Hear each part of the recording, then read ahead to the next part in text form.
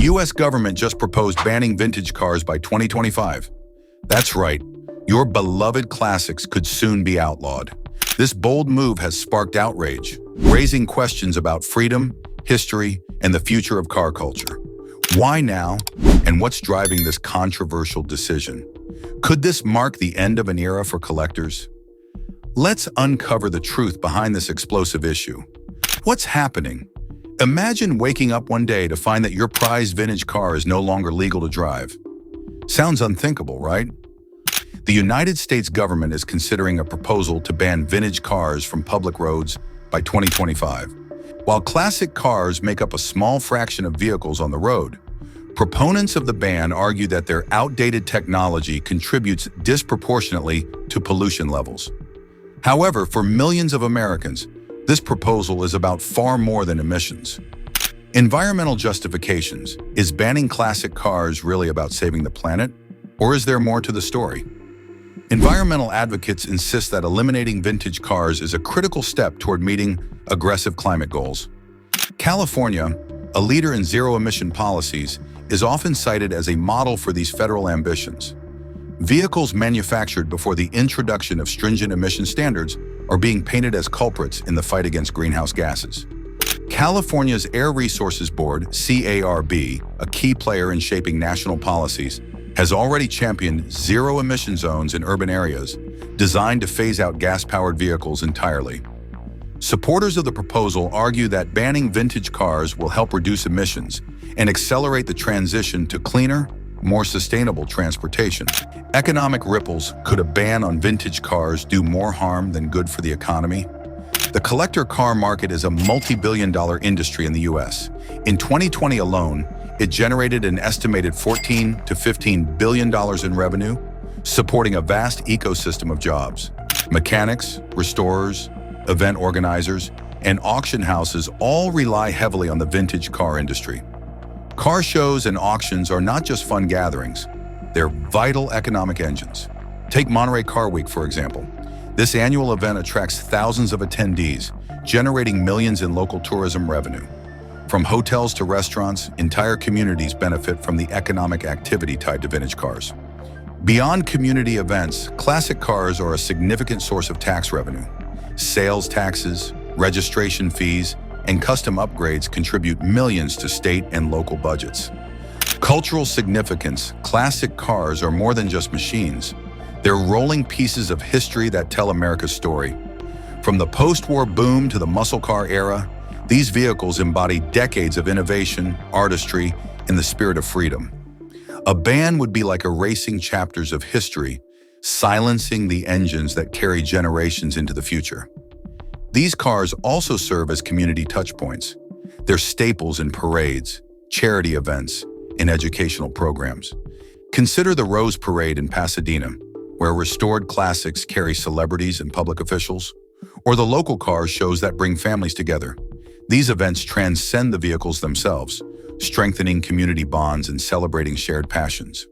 For enthusiasts, the proposal to ban vintage cars isn't just about losing a vehicle, it's about losing a piece of identity. But is this really about climate change, or are there deeper motivations at play? Unmasking the motivations. Critics argue that this proposal isn't solely about reducing emissions. Instead, they suggest it's part of a broader agenda to limit personal freedoms. Many point to California's zero-emission policies as the inspiration for this move. These policies are reminiscent of London's ultra-low emission zones, where vehicles not meeting strict standards are fined or outright banned. Classic cars represent freedom, ingenuity, and self-reliance, qualities that don't always align with modern regulatory agendas. Could this ban be more about marginalizing a community with little political clout than about achieving tangible environmental benefits? The enthusiasts strike back. When you threaten a community's passion, you spark a movement, and this one is gaining momentum fast. Classic car enthusiasts, restorers, and collectors are mobilizing to defend their rights. Online forums, car clubs, and social media have become hubs of activism. The Specialty Equipment Market Association, SEMA, a powerful advocate for automotive enthusiasts, is leading the charge, lobbying lawmakers and raising public awareness. Grassroots protests, from car rallies to parades, are becoming increasingly common. These events highlight the cultural and economic significance of classic cars, ensuring the debate remains in the public eye. What started as a niche hobby is now a powerful movement. Political pushback. The proposal has ignited fierce political debates. Conservative lawmakers argue that it infringes on personal freedoms and private property rights. Surprisingly, even some progressive politicians are opposing the ban, citing its economic impact and limited environmental benefits. This issue has turned classic cars into a political battleground, revealing deep divides in America's approach to climate policy. Is this about progress or overreach? The answer may shape the future of policymaking. The fight to save classic cars, an American tradition at risk. In the United States, the classic car market isn't just a hobby, it's a billion-dollar industry that fuels passion, creates jobs, and keeps history alive. From thrilling auctions and intricate restoration shops to buzzing car shows and memorabilia sales, this culture supports thousands of livelihoods. But what happens if it all disappears? The economic engine behind classic cars. For many small towns, the hum of vintage engines means more than nostalgia. It's the lifeblood of their economy. Take Monterey, California, home to the world-famous Car Week. This event alone pours millions into the local economy every year, attracting car enthusiasts from around the globe. Hotels, restaurants, and small businesses thrive on these events. Without them, towns could fall silent. Restoration shops, often family-run businesses, could face closure, leaving skilled artisans jobless. Manufacturers of aftermarket parts, many reliant on this niche market, would suffer devastating losses. Even big automakers like Ford and GM, who rely on the goodwill of classic car enthusiasts to build brand loyalty, stand to lose. After all, someone who treasures their '65 Mustang is likely to buy a modern Ford.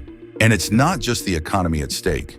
Cultural heritage on the chopping block of classic cars are rolling time capsules, a glimpse into America's innovative past.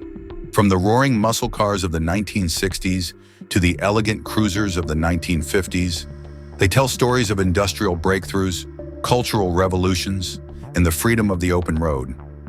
These machines aren't just cars, they're symbols of individuality and the pioneering spirit that defined a generation. For enthusiasts, restoring a vintage car isn't just about turning a wrench, it's about preserving history. These vehicles inspire younger generations, teaching engineering, design, and creativity. Car clubs and local parades often serve as classrooms on wheels, connecting communities to their roots. So, what happens if they're banned or heavily restricted? It's more than an attack on cars, it's an attack on identity. The future of classics, adaptation or extinction. As emissions rules tighten, innovation offers a lifeline for vintage cars. Electric conversions by companies like Zelectric and EV West are transforming classics, blending timeless charm with modern eco-friendliness. Imagine a 1965 Mustang, quieter, faster, and guilt-free. Synthetic fuels are another game changer, with companies like Porsche developing carbon-neutral options to keep combustion engines alive sustainably.